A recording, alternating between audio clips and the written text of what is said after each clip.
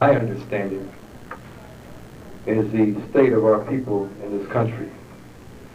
At this time, he would offer you a very important seeds that encompass his analysis with respect to this problem and this dilemma that we are all in as people. At this time, I would present Louis Clayton Jones.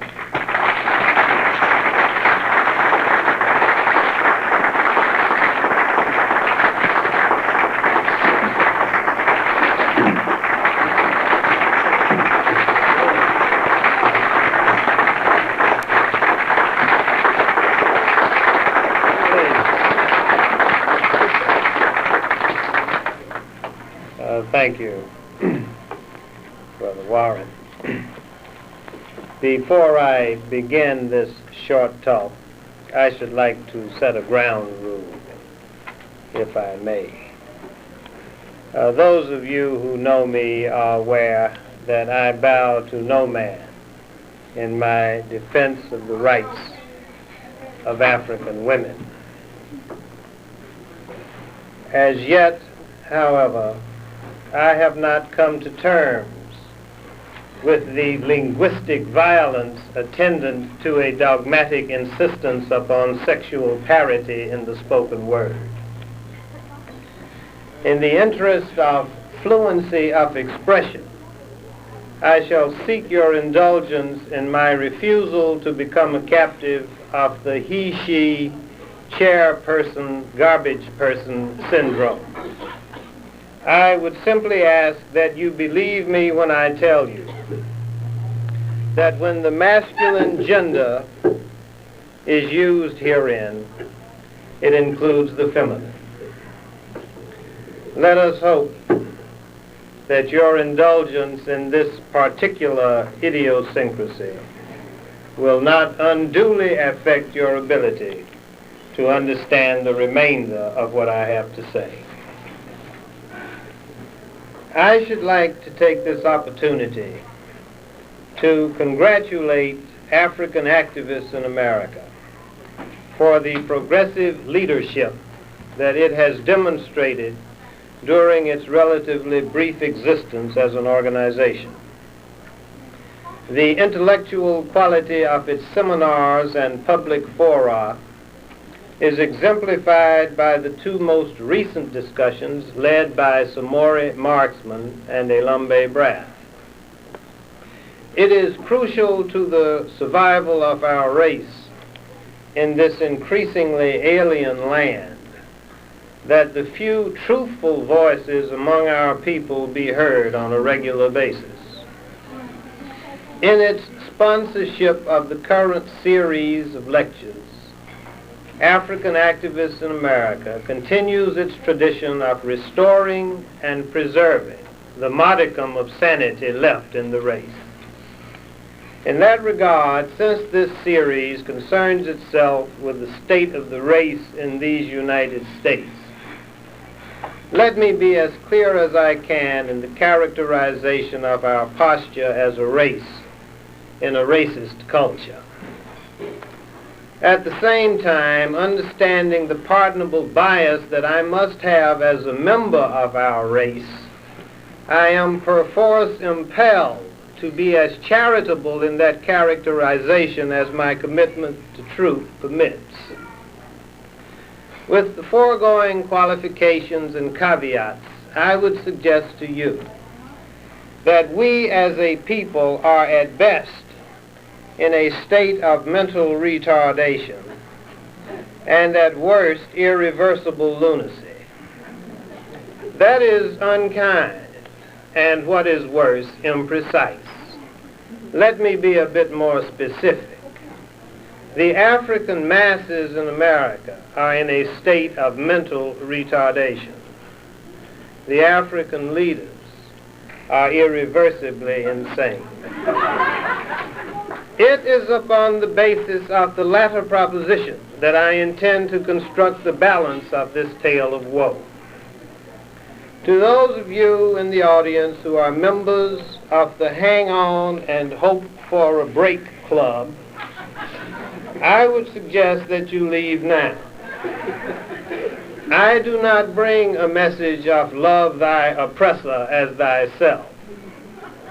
My only hope is to bring a message of sanity to the inmates of this giant lunatic asylum called the United States of America.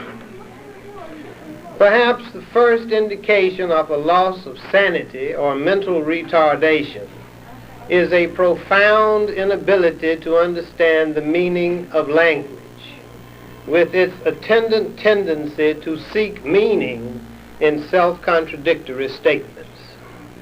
The logicians among us will explain to us that a statement is self-contradictory when, by the definition of its own terms or words, it can neither be true nor false. It is rather meaningless. An example of a self-contradiction would be a book without words, or the utterance, quote, Mayor Koch is a macho man, unquote. Or a Lumbe Brath is a white man. At first blush, one would say that a Lumbe Brath is a white man is not self-contradictory, but that it is false. On closer analysis, however, the statement is recognized as a contradiction in terms. Empirical data suggests that a Lumbe Brath is a black man. To then suggest that a Lumbe Brath, a black man, is also a white man, is to suggest a self-contradiction. The sane man, upon reflection, admits the contradiction and proceeds with his life. Only the insane would cling to the contradiction and insist that a Lumbe Brath can be both black and white at the same time. Now that we understand the nature of contradiction in Western logic, let me proceed to an examination of the role of contradiction in the current insanity that afflicts the African in America. If there are those among us who flinch at the designation of our people as Africans, please be reminded that the Europeans called us blacks before we insisted on the term colored, and then Negro, and now black again. Interestingly, our European captors never referred to us as Africans. If I were of European extraction, and 15% of the population of my country traced its ancestry to the richest and most thinly populated major land mass in the world, neither would I remind them of their ties to that land. Especially if I were engaged in the systematic rape of the natural resources of that land, the corruption of its indigenous leaders, and the starvation of its masses. No, under those circumstances, I suspect that I would create a myth. I would create the myth of the black American. After a few years, the African would begin to believe in that contradiction. He would begin to believe that he was, in fact, American. And he would cling to that belief to the extent that his emotions would range from unease to great anger. Should anyone even suggest that he might, after all, be African, and as such have something more than a passing interest in the development of the natural resources of the world's richest and most thinly populated major land mass. Our failure for more than 100 years to recognize the notion of the black American as a logical absurdity exemplifies a major challenge as we approach the midpoint of the 1980s. In this decade, perhaps the most dangerous period of our existence as a race in this nation since the days of slavery, precision of language is an essential component of the African survival kit. Imprecise language soon deteriorates into imprecise reasoning. For purposes of illustration, let us examine the concept black American as a logical construct. If by black American we mean a black citizen of the United States of America, and if a citizen is one who by birth or naturalization under the laws of a given nation enjoys and exercises all the rights, privileges, and obligations conferred and imposed upon him by the laws of that nation, then I would suggest to you that no African, either born or naturalized in the United States of America, has yet achieved the status of citizenship.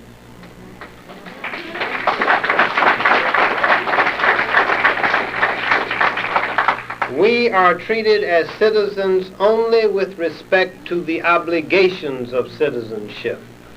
With respect to the rights of citizenship, we never were, nor shall we ever be, citizens of this benighted land. As an example of the kind of bizarre behavior that inevitably attaches to imprecise thought, I need only cite the embarrassing spectacle that occurred in San Francisco only a few months ago at the Democratic National Convention.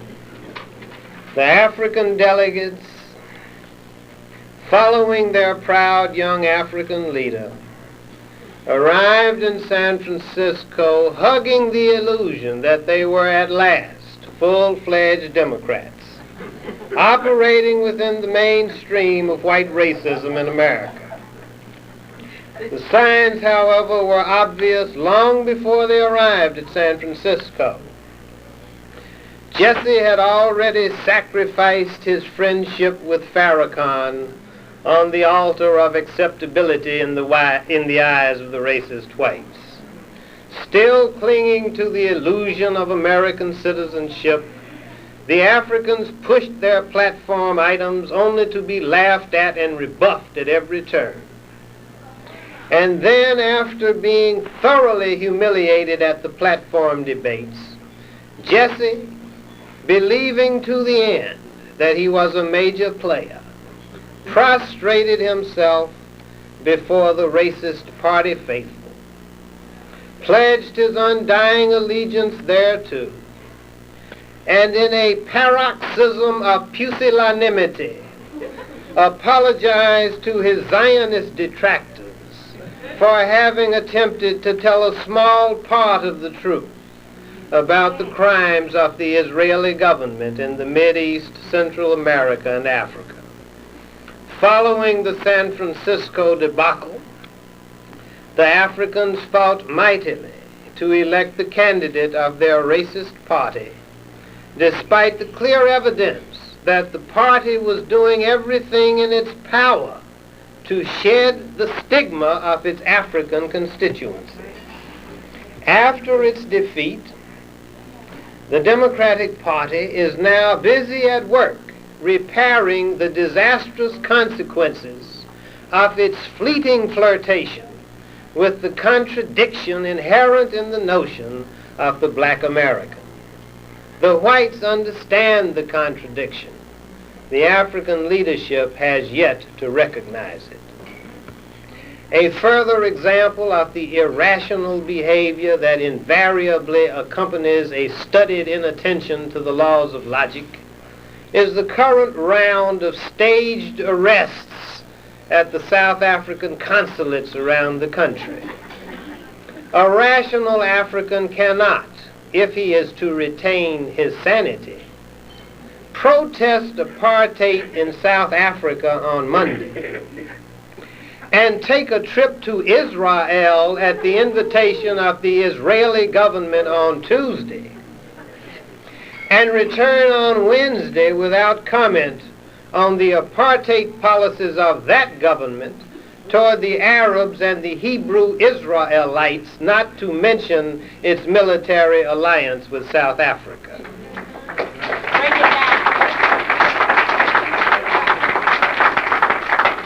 Yet the Africans are doing just that on a regular basis. And they do it on the basis of an absurd and meaningless proposition, to wit, Africans in America are nothing more nor less than black citizens of the United States of America. To believe that proposition is to believe in a logical contradiction, the ultimate insanity. Let me be specific. If one reads the 14th Amendment to the Constitution of the United States, and if words do in fact have meaning when used in a logically and grammatically coherent fashion, the question of African citizenship was resolved with the passage of that amendment. Why then, one must ask, did the Africans require a 15th Amendment? And the Civil Rights Acts of 1866 and the Civil Rights Act of 1964 and the Voting Rights Act, not to mention the thousands of lawsuits spanning more than 100 years in which the status of the African as student, voter, worker, and human being had to be debated and decided by one racist Supreme Court after another.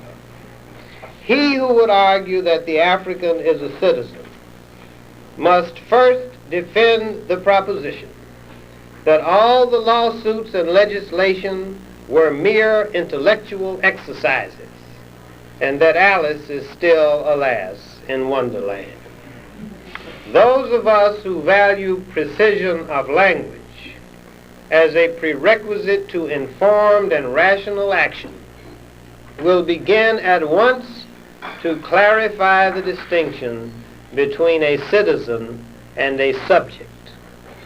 For in the dangerous days ahead, a cluttered mind may be more dangerous to the security of the race than the defense by an alarming number of African lunatics of the attempted murder of 4 young African men by a psychopath on the payroll of the U.S. government with an astral security clearance. It is perhaps the case of Bernhard Goetz which exemplifies most graphically the state of the African in America today. Let us be clear. In the city of New York, on January 30, 1985, the African man has no rights which a white man is bound to respect. Bernhard Goetz is a lineal descendant of the murderers of Randolph Evans, Michael Stewart, Eleanor Bumpel, and Darrell Dodson. There is no outrage except in rare and isolated instances of sanity that an obvious psychopath with access to the most sensitive classified material in this racist nation should calmly, methodically, and efficiently gun down 4 African youth, paralyze one from the waist down, reduce the quadriplegic to a state of vegetation, flee the jurisdiction of the state, and return to the scene of the crime as a conquering hero. There is outrage neither from the Europeans nor from the Africans.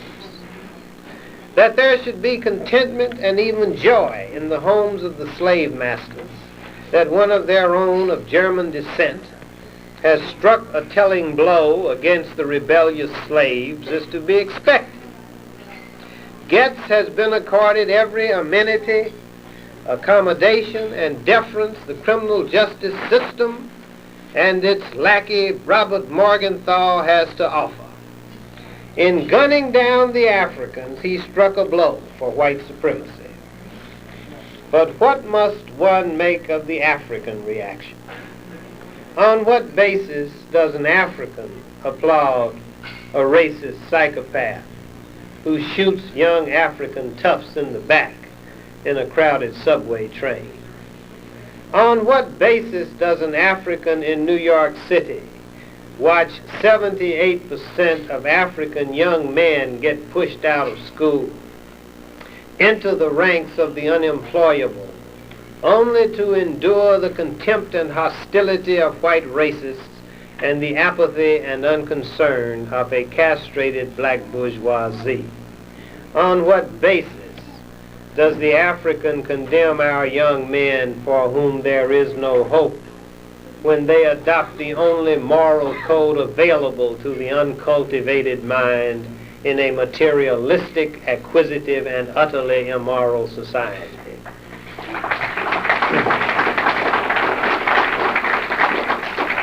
What alternative code of conduct would we suggest for the slave who has been dismissed by the master and abandoned by the slaves? Left to his own devices, he must live off the land. In New York City, the video arcades, the liquor stores, the corner grocery stores, the dope shops, defenseless old men and women, these constitute the land for the outcast. Of course, he is a criminal. In a society that will not educate him, in a society that will not house him, in a society that will not feed him, in a society that degrades him, in a society that brands him subhuman solely on the basis of the color of his skin, of course he is a criminal. His sanity demands that he rebel against a society that never offered him nor his forefathers even a fighting chance.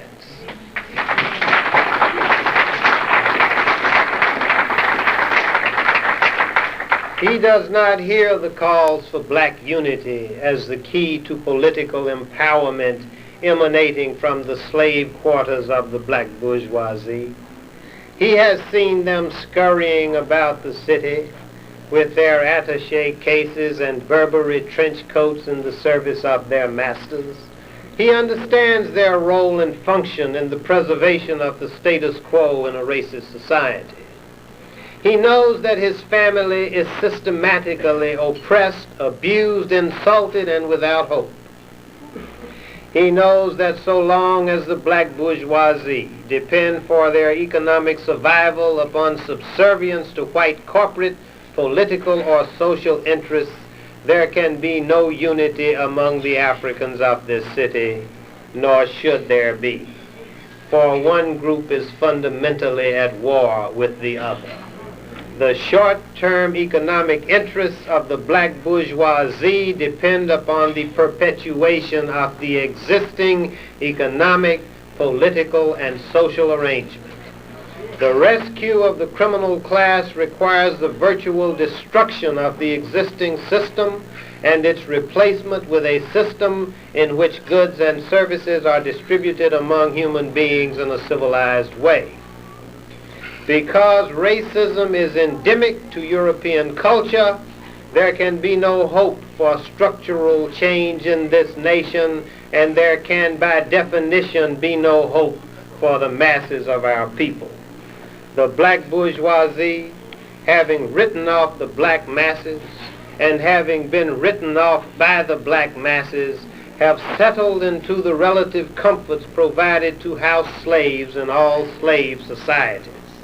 They spend their lives in pursuit of a cherished and elusive goal for the achievement of which they are prepared to die.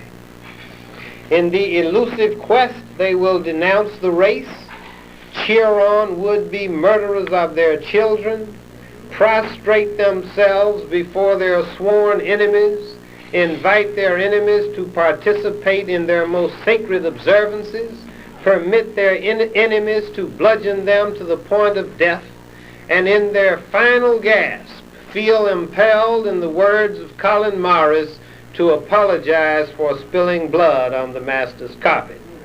And all of this to achieve the worthless goal of every slave, a nod of approval, a pat on the back, an occasional suggestion from the master that a given slave is somehow different from the other slaves.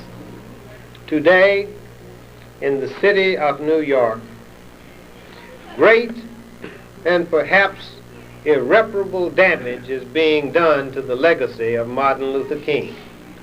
King's life was dedicated to freeing the transplanted African's mind from all the vestiges of slavery in this alien land. King understood, I believe, the ancient heritage of our people and the relatively short period of European civilization. He knew, for example, that Terence, an African, around the year 200 BC, was the most accomplished poet and scholar in the Roman world. While Terence was refining Latin grammar in Rome, Hannibal, another African, was crossing the Alps on elephants on the way to conquering Rome and establishing himself as the greatest general of all time. About 100 years later, Cicero described the Anglo-Saxons as the ugliest and most stupid race he ever saw, and advised his friend Atticus not to purchase them as slaves because they could not be taught to read. David Hume described the Anglo-Saxons of that day as a rude and barbarous people, divided into tribes and dressed in the skins of wild beasts. As a theologian, King understood that at the time the great African bishop of Hippo, St. Augustine, the most erudite theologian in the history of mankind, was writing De Civitate Dei, the Anglo-Saxons were still wearing skins, living in caves, and barely emergent from the state of nature in which their lives, according to Thomas Hobbes, were nasty, brutish, and short. Yet, on the occasion of Martin King's birthday, the philosophical and racial descendants of St. Augustine literally prostrated themselves before the peasant son of an immigrant butcher who believes in his heart that he is their intellectual, moral, and social superior, and who has expressed his contempt for them and their race in every way conceivable to the mind of man. At the same time, various pockets of house slaves around the city of New York were waiting breathlessly for a call from the mayor to come to the big house for drinks. As a matter of public policy, a handful of Negroes have been permitted to achieve a smattering of economic success, and the vast masses are drowning in a sea of ignorance, ill health, and poor housing. This nation holds no hope for the African masses. The ruling class knows it, and their Negro lackeys know it. The masses continue to grow in numbers. The prisons continue to multiply. The concentration camps are activated. The gas chambers cannot be far behind. As in the case of Bernhard Goetz, the apathy of the black bourgeoisie toward their less fortunate brothers has turned to antipathy and finally to hatred. The grand strategy of this racist government has succeeded. The so-called black middle class has been separated from the masses. The masses may now be systematically exterminated. The process of extermination will proceed accompanied by the cheers of the black bourgeoisie. As our young men are led into the camps, the Negro leaders will sip their cocktails at Gracie Mansion under the watchful eyes of the mayor's stormtroopers. As in the case of Goetz, they will rationalize the removal to the concentration camps on the ground that the detainees are unproductive members of society. They have nothing to contribute. And then shortly after the last of the unproductive Africans is led away, the troopers will come for the black bourgeoisie. In utter confusion, they will ask their masters, "Master, why are you taking us to the camps? We have played the game by the rules. We have conformed to all the norms of polite society. Why are you doing this to us?" And in the measured tones of Wall Street, the answer will come. You are an unproductive member of this society. When the last social misfit among your people was led away, your function in this society ceased. You see, your role was never anything other than to contain the masses until a final solution to the Negro problem could be effectively carried out. We, however, appreciate your help. Perhaps your skills can be of use in the concentration camps. We understand there is a shortage of guards. Oh, by the way, for those of you who are interested in mass psychology, we knew that our strategy had succeeded when we programmed Getz, one of our top security operatives, to gun down the 4 nigger boys, and the nigger leaders cheered. It was easy after that. Again, let us be clear. The economy of this nation, despite the massive federal deficit and the abysmal balance of trade, provides the good life for everybody except the African masses. The Urban League reminds us year after year of the downward spiral of our race in this nation in every conceivable statistical category. We know that our young men are either dead or in jail. We know that our family structure is in peril. We know that teenage pregnancy has reached epidemic proportions. We know that our people are not properly housed. We know that our babies are dying by droves. We know that our children are not being educated to function in a complex society. We know that there are no jobs for our young men and their fathers now, and that there will be even fewer jobs in the coming months and years. We know that a perfect defense to killing an African in cold blood by a white man is that the African is black. What we do not seem to understand, however, is that the foregoing litany of horrors is but the logical extension of an unfounded belief in the above-cited self-contradiction.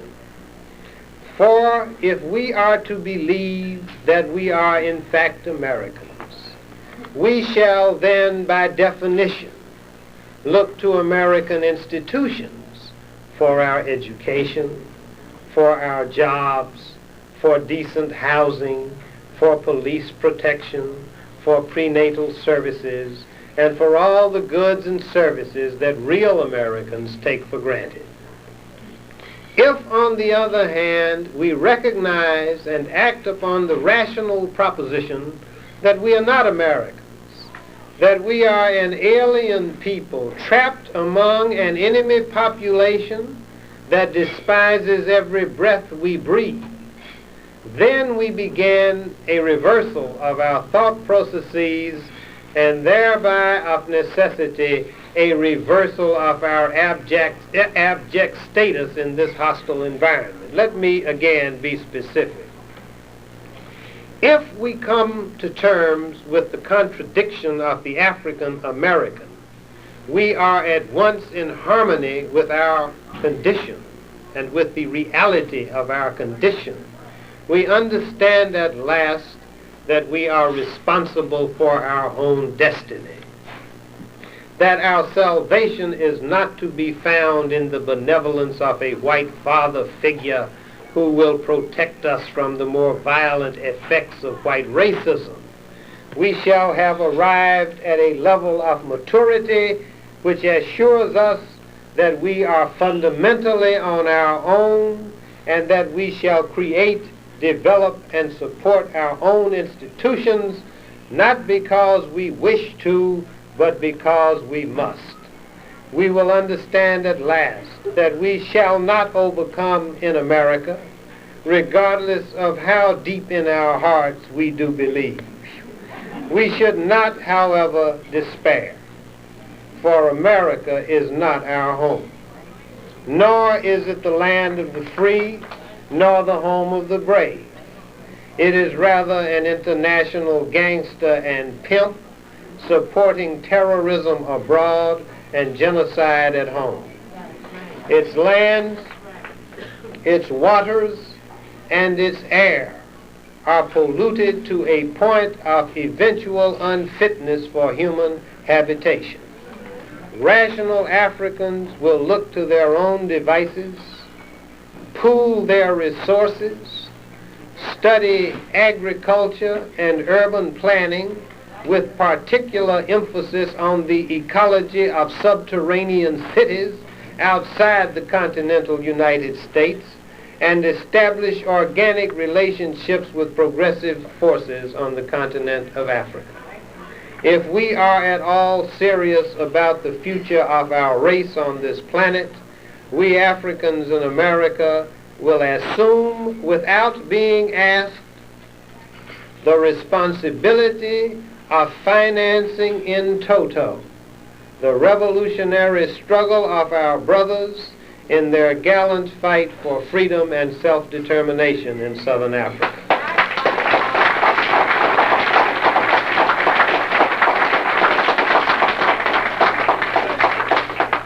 The decisive battle in the 21st century shall be the battle for Africa. When the Europeans have completed the destruction of the northern environment, they will of necessity turn to Africa. The process of depopulation and massive mental retardation through a conscious policy of malnutrition and starvation is underway at this very moment, not only in Ethiopia, but throughout the continent. The sole potential deterrent to the current genocidal madness is the African in America, who unfortunately clings to his pathetic contradictions in the insane belief that meaning can be found in a logical contradiction. Let us then disembarrass ourselves of contradictions. Let us understand that we are all at risk, that we are at that stage of our history in which the stormtroopers and vigilantes are taking out our revolutionaries and our young men at will.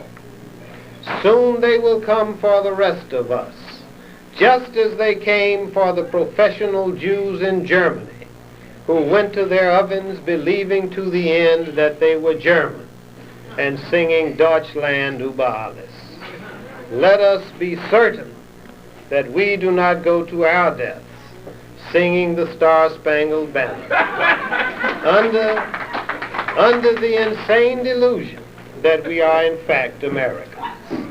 Let us rather understand and act upon the fact that we are Africans and that the fate of each of us is ineluctably tied to the fate of all of us. Let us understand at last that we are all of us brothers in the trench together, and we do what has to be done for each other without the raising of questions. And finally, let us do what must be done to extricate our race from its current enslavement, and let us do it as scientifically, as fraternally, as efficiently, as expeditiously, and where necessary, as ruthlessly as we can.